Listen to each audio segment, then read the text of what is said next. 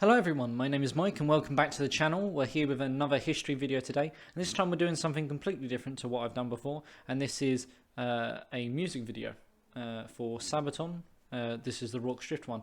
I've had some people recommend this to me, some of my friends, and apparently Sabaton are a band that create music but base it on historical events or historical individuals, and so I was recommended to check them out, and having just a quick Google their name, I saw Rorke Drift pop up. Now, the Anglo-Zulu War is a really interesting kind of conflict. This kind of new world meets old world in terms of technology. I don't mean that in a derogatory sense. And yeah, so I'm looking forward to doing this. I haven't done this before, as I said, on the channel. And as always, please support the original people who make this. I've chosen the music video. I saw there was a lyric video, but I also saw there was a music video. Although it appeared to be using clips from the film Zulu. So I don't think that's an official music video, but it gives me an opportunity to also talk about the film Zulu, which is a film that I absolutely love and adore as well. So without further ado, let's get into this, and as always, if you have any recommendations, then please check them out. And yeah, let's see what this is about.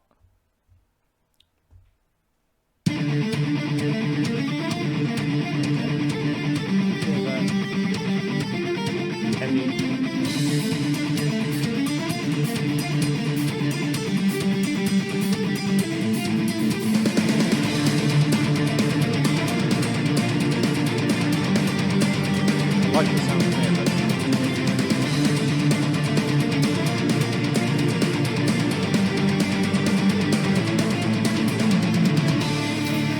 News that came the morning told that the main force had been slain. Chance for peace and justice gone, and the cause had been in vain. The prince had been offended, and here come the path of war. Now the 1,500 men are dead, and the Zulus at the door. Okay, I feel really bad pausing it just before that, but what they just said, I think, when they said about the 1,500 men are dead, that is a reference to the Battle of Iswanlana. I apologise, I've never been able to pronounce that word properly, but essentially, okay, so when it says chance for peace and justice gone, I assume that means the treaty, or the terms of the agreement that was put towards the Zulus. And so I'm just going to give a real whistle-stop tour of the Anglo-Zulu War. So essentially you have Cape Colony, which is South Africa, and over time there's kind of been border and tension between kind of the Boers, the English settlers there, and the Zulus. And around a similar time as well, these kind of minor skirmishes and stuff like that were playing a part, and particularly as well, they found diamonds. Diamonds was a big thing. It actually led to a huge, like a diamond rush, and I think they said over a period of 5 years, the colonies and surrounding areas grew to a population of 50,000 people, which then suddenly made the British and colonial administrators very, very interested in what this piece of land could really offer. And so this is completely kind of on par for, well, I mean, there's diamonds here now. Let's have a check. And as this is going on, obviously you have the Zulu kingdom, kind of really founded and expanded properly into what it was by Shaka Zulu. And these are, a warrior kind of society. The regiment system that they have was their way of life, and the regiment system was, I think, really, I'm trying to think where it's comparable to, kind of like the ancient kind of martial cultures of antiquity, where boys and men were trained to fight from a young age. It was what they done. And so the British are now heavily involved due to the concept or potential that there could be diamonds, there could be very good resources. And as over time, there's various individuals around Cape Colony, too many to really name, who are vying for the British to essentially just expand in and take over Zulu Kingdom, because if there's diamonds here, then why not diamonds elsewhere? Why, it's a good chance for expansion. The Boers want expansion. Pretty much everyone who's invested in this area wants expansion into that area. And it then becomes a form of trying to basically have a casus belli, a just cause to go to war, or a reason for going to war, not even a just cause. And it really comes apart. There are 3 main events, really, that historians put down to that kind of gave the excuse, and two of them are women who fled from a chief. And under Zulu law, wives who flee from chiefs are then put to death. And so some of the wives, on two occasions, this one chief, and I can't remember his name, but they flee him, and they flee to Natal, where they are pursued by a kind of a party of Zulus who take them back to Zululand and put them to death. The problem is, once they flew into kind of Natal area, they were under British protection, and so therefore two women had been killed who were technically under British protection. And the third kind of event, and the last event that occurred from this, was you had two men. I think one of them was a surveyor or an engineer or something along those lines, from what I can remember. It's been a while since I researched the Anglo-Zulu conflict. And they were briefly kind of taken prisoner, beaten a little bit, but ultimately they were returned. But they had your three main reasons, and Chelmsford originally had a force, or a British army there with native auxiliaries who were there originally to just serve as a defensive block, but now increasingly they're being, the Chelmsford design is way up to see, well, I could expand here, I could win glory. And they present the Zulus a treaty with a number of different terms on them. I think 10 or 11 different terms, of which it demands things like the chief himself, who those wives belong to, get surrendered to the Natal or Transvaal authorities to have a trial. You have things like the sons and the brothers who was involved in that kidnapping as well are also demanded to be returned to to face trial themselves. You have the fee of cattle, so surrendering cattle, because obviously payment is an issue. They want reparations, and the way that the terms demand reparations is in cattle, and I think it's something like 500, 600 cattle, which is a huge amount of cattle to surrender for these three different indiscretions. And then various things like missionaries being able to return back to Zululand if they existed there previously, the ability to teach Zulu should they want it, the ability to make that so any man can marry, which again is kind of contradicts traditional Zulu culture. And then the biggest one really is the disbandment of the Zulu army, and that all the men are to return to their homes, and the disbandment of the Zulu regiment system, which again the terms were deliberately made, so to speak, that they were never going to be accepted, because you're essentially asking a culture, or you're essentially asking a country to surrender its entire culture. And not only would the regiment system be disbanded, but the terms also stated that the new system of military governance and stuff like that would be imposed and kind of directed by British officials, by British administrators. And so there was no way that the Zulus were going to accept this. And of course, once it was denied, the British army marched in to Zululand in their invasion. The problem was the person who they were being led by, Chelmsford, Lord Chelmsford, really underestimated the fighting capability of the Zulus. He deemed them as, well, he thought his biggest problems would be committing the Zulus to fight in open field, because the way that he wanted to do it, as so many armies in the past have, they want to commit the enemy to battle, decisively beat them, and then that makes the conquest a lot easier. And so Lord Chelmsford drew up these plans for this intricate invasion of Zululand, in which there would be several columns all striking at different parts of Zululand. The problem was, for Chelmsford's main column, is he marched into Zululand, and in order to try and gain ground, he separated his army. And he left behind about 1,800 men or so to camp at Iswanlana while he marched on with the rest of the column. The problem was, because of his own overconfidence necessarily, or underestimating the Zulus' capability, the camp wasn't sufficiently guarded, defences weren't adequately prepared, and the 1,800 men who were left behind thought that they had found a scouting party, and it turned out to be a 20,000 strong Zulu army, and they attacked the British at Iswanlana, who were caught completely unprepared, and though they put up an admirable struggle, despite how much they were outnumbered by, the men that were left behind at Iswanlana were utterly massacred. At the same time that this is happening, a smaller raiding party, or not a raiding party, a war party of some 5,000, 4,000 strongish, then attacks the garrison at Rorke, which was a missionary post. And the missionaries' post was only about manned by about 140, 150 men at most, with a handful of native auxiliaries and stuff like that there as well. To which is where we get this song, we get the film Zulu, and we have one of the kind of more famous recent battles in British common history. I don't know how well known it is globally, where 150 odd British men are able to hold off the thousands of Zulus, and it's a real clash. But I'm getting ahead of myself because I don't know what the rest of this song holds. Zulus attack, fight back to back, show them no mercy and fire at will, kill or be killed, facing or waiting a hostile spear, a new frontier, the end is near, there's no surrender, the lines must hold, the story told, Rogue's drift controlled.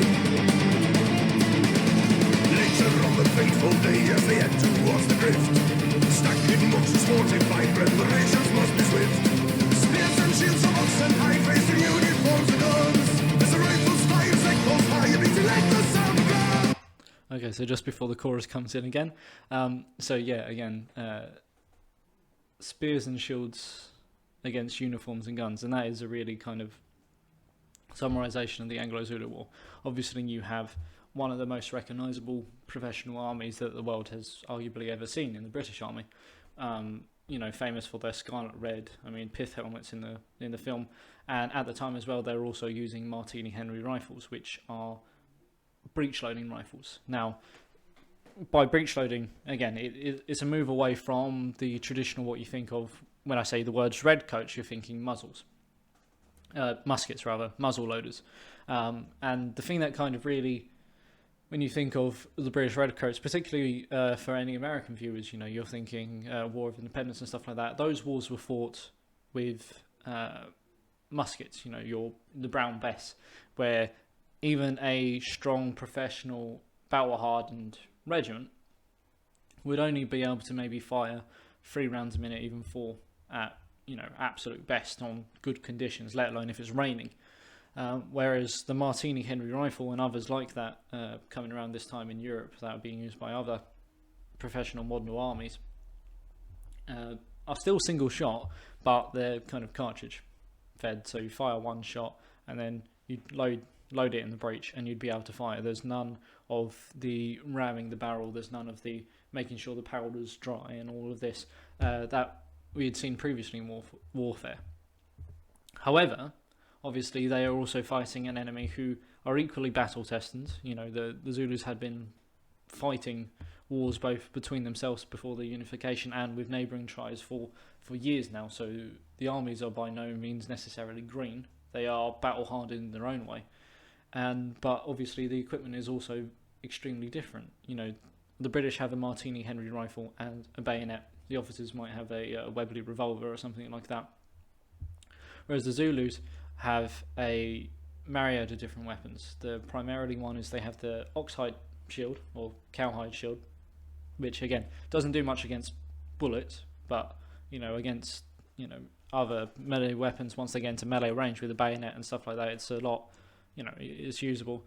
And it's really annoying me. I used to be able to remember the short thrusting spear, but I can't remember what that's called now. So if somebody can remember that, then please tell me in the comments. But yeah, so that was a wicked, deadly weapon. That was almost in a lot of ways comparable to almost the Roman gladius of antiquity.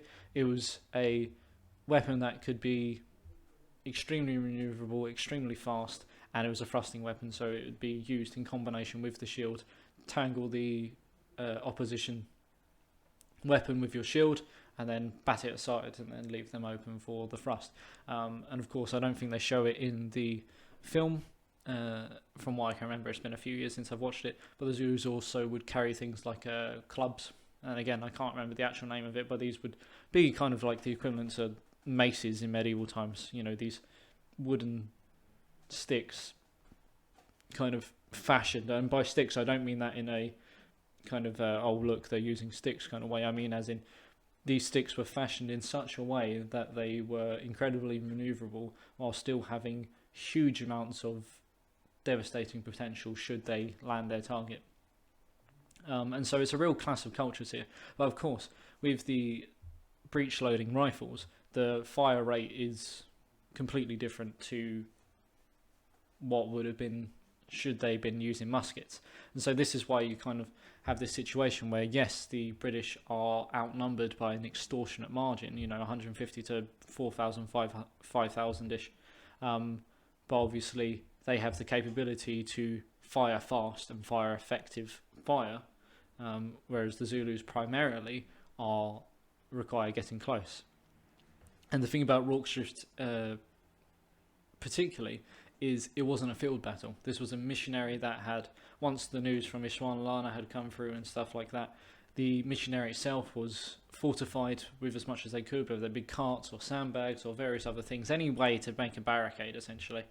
And the Zulus' primary battle tactic is the kind of the ox horns. And it's, if I can make this with this figure in my hand, so essentially it'd be like that. So think of a bull's head, and so you'd have the main body would commit the foe in a fight, and then the flanks, the horns, so to speak, would go around the sides and envelop. And it's not too dissimilar from what we know from more medieval and classical history in fighting is hammer and anvils. If you're more European, you probably recognise that as more hammer and anvil, as in you have one blocking force or one committing force that commits the enemy from the front, keeps them pinned, and then you have, so that's the anvil, and then you have the hammer that comes around and hits them in the rear, and so they're caught between two sides. With European fighting, that is more often the hammer is played more so by cavalry. But it's certainly capable with infantry, whereas the Zulus, obviously very apt in their fighting style, the horns themselves act as the hammer, whereas the head of the bull or the cattle is the blocking force. So Zulus attack, fight back to back, show them no mercy and fire at will, kill or be killed, facing or waiting a host like a spear, a new frontier, the end is near, there's no surrender, the lights must hold, the story told, Rorke Drift controlled. In 79, when a few held the line, when a last stand was made, and the empire saved.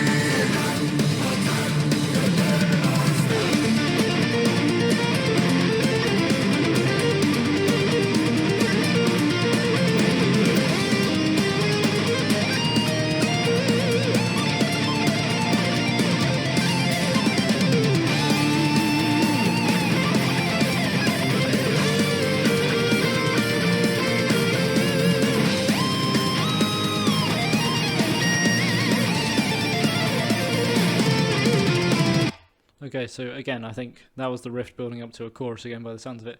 But just quickly there, a couple of things. So obviously, shown from the film, a key part of Rorke Drift as well was a hospital. It was an old mission station, but particularly during this time it was being used for people who were suffering from various wounds or illnesses. They were being treated out in the hospital at the time, and obviously those that were wounded were then taken to the field hospital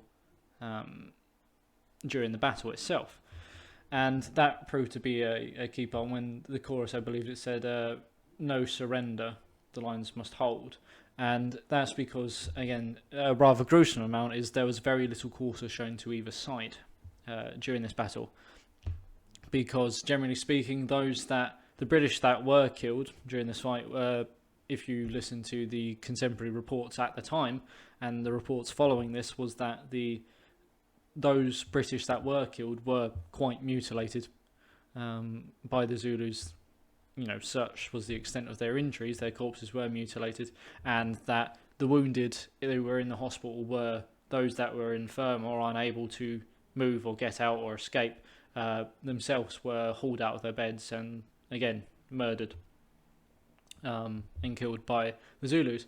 And so at the end of the battle itself, there was very little quarter shown to any wounded Zulus who were left behind as well by the British or by the relief column that was coming. There was, very little, a very kind of a dark reminder of war and what men can do to each other should they need to. And so there was very little quarter to each other. But again, obviously this is a film, but it's a testament to kind of what you need to think of with the British as well, is that obviously you have the technology that the British are using. The Martini Henry rifle is an extortionate, not an extortionate, is an exceptional weapon. The firing rate as well. Even when you compare the Brown Bess and stuff like that, the British, at the end of the day, regardless of their technology, are still a professional and well-drilled army here. And so while they have the technological advantage, they are also incredibly professional and incredibly disciplined. And, this is fire by rank, fire and advance. And later in the film, we have fire by rank, where you have first rank fire, second rank fire, third rank fire, and you continue this to have a constant stream of fire upon the enemy, which disrupts their charge and disrupts their morale. And so again, I feel like people from both sides find it very easy to dismiss the others. Some people find it incredibly easy to just dismiss the Zulus and say that, they were savages who didn't know what they were fighting. They were poorly equipped, they were unarmed, really, when you talk about modern professionals, and so they was always going to win. And then you have people, on the other hand, say, well, it was always a certainty that the British were going to win because they had the technology. Of course, you have guns versus people with spears, and it's just like, well, it's not the case. The Zulus were still incredibly brave, committed fighters, and the British were still, a brave, professional, and disciplined modern army. Just because they were different in terms of technology doesn't displace the will or courage of the individual soldiers who were taking part of this. And yeah, it is something that annoys me when people try to dismiss either of the two kind of combatants here as being useless or victory was assured, because that's very rarely the way that history works out. Iswan Lana itself proves that the Zulus are very capable of providing a bloody nose to a imperial power. So sorry about that. That's just a little rant. It's just a little pet peeve of mine that it really annoys me when people dismiss either side.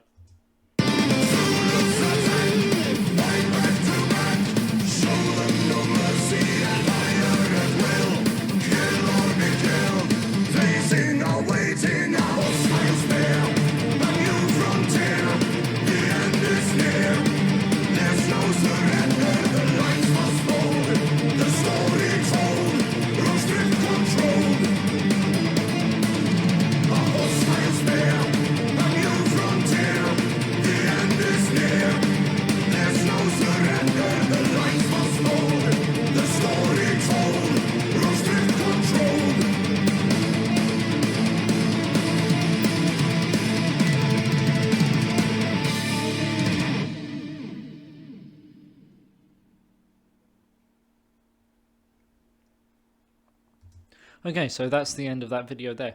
So yeah, so the Rorke drift that happened, and then there was attacks through the night. And the important thing to remember with Rorke drift as well is it wasn't a ordered attack. This was something that a war party had taken upon themselves to attack the mission at Rorke drift, because the Zulu king Kachiwayo, if I pronounced that right, I apologise if I haven't, But yeah, Ketuayo, the whole thing of his victory at Ishwanlana was he wanted the concept of him fighting a defensive battle, that he was not the aggressor, and that he hoped that by fighting defensively and not to attack the British but to act in self-defense, he might be able to then get a favourable term or a treaty or something like that. And the attack on Rorke's Drift was seen as an act of aggression. And the first initial invasion of Zululand didn't particularly go well. Chelmsford, again, along with some of the other invading columns, managed to achieve some objectives, but ultimately most of them were forced to return back into friendly territory. And then Chelmsford was absolutely ridiculed for the failure at Iswanlana. He had an extensive inquiry at Horse Guards for his failure, because Iswanlana, to my knowledge, is still the biggest military defeat by a modern army against a technologically inferior combatant. Please correct me if I'm wrong, but I'm pretty sure it is that. And so he returned with a far greater force, and ultimately it led to the Zulu capital being burnt to the ground, and the war, the war ending in a decisive British victory, really.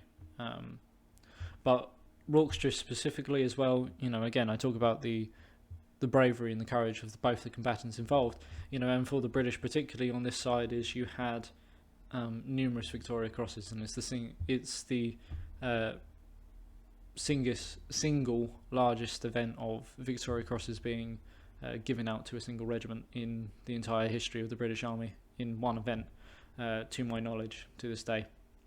And for those of you who aren't familiar, the Victoria Cross is the highest commendation for gallantry in the field. So if you're American, think of that as like the Congressional Medal of Honor. The Victoria Cross is the equivalent to that, is the highest award for bravery, basically, in the field of battle, in the field of duty. And so again, that tells a testament to the soldiers themselves, to that garrison. And then just briefly as well on Zulu, it's a cracking film. I very much implore you to go and watch it if you have the time. For one, the Zulus are actually played by real Zulus, and the Zulu king in the film, I believe, is also a direct descendant from Ketuayo himself, who plays Ketuayo. And it does a very good job of not dehumanizing either. As I said, one of my pet peeves earlier was when people dismiss the Zulus or dismiss the British victory as a certainty, because neither were. The Zulus were still a very capable force, and the British victory was anything but a certainty. And so it very much annoys me when people suggest that. And so this film does a very good job at humanising both sides, portraying both sides as humans. There are some inaccuracies, though, I will say, is that as far as I'm aware, they never sung at each other. The Zulus did not sing at the British, and the British did not sing back. And the ending scene, which kind of annoys me a little bit, but I understand why they've done it for thematic reasons, when the Zulus salute the British as fellow braves and leave them be, to kind of say like, oh, they fought well, you get to live, when in reality that same war party that had attacked Rorke's Drift had been about three days without food, if I'm correct. They were about 5 days away from their supply chain and 3 days without food. And obviously fighting in Rorke's Drift, they had numerous wounded that they had to tend for, and it wasn't capable. It wasn't necessarily them suddenly going, yeah, you guys won, good luck, you guys get to survive. It was more than likely they were starving, they was running out of food, they had wounded to tend. And again, the Zulus aren't idiots. They were probably very well aware that a relief column was on its way. And but that's the biggest inaccuracy that I can really think of, to be honest. And with Cook himself, Cook is portrayed as a drunkard who kind of is this insubordinate man, and I think by all accounts his family himself was very disappointed by that portrayal. And again, he's just a character, he's not there for major reasons. But anyway, so that's the end of that video. That's the first kind of one of this type of video that I've had a look at. If you enjoyed it, then please let me know. If there's criticisms, then please let me know. And if you have any recommendations for other things to have a look at, then again, please let me know. Thank you ever so much for watching, and I hope all of you stay well. Thank you.